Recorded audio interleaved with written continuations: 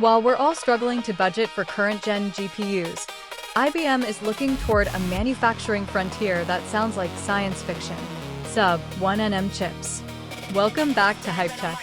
Today, we're diving into the high-stakes world of semiconductor manufacturing and whether IBM's next leap is a game-changer or just corporate hype. The current landscape is dominated by the 4 nanometers and 3 nanometers nodes used by NVIDIA and AMD. These are incredibly complex to produce, which is why your local PC build costs are skyrocketing. But while we deal with the now, IBM is looking at the next. Let's look at their roadmap. IBM has signaled a shift toward gate-all-around architectures and advanced materials to bypass the physical limits of traditional silicon as we approach the atomic scale.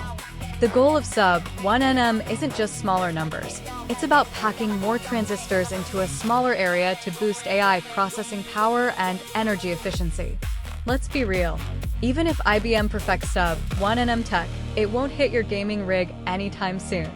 The R&D costs are astronomical, meaning these chips will likely debut in enterprise data centers first.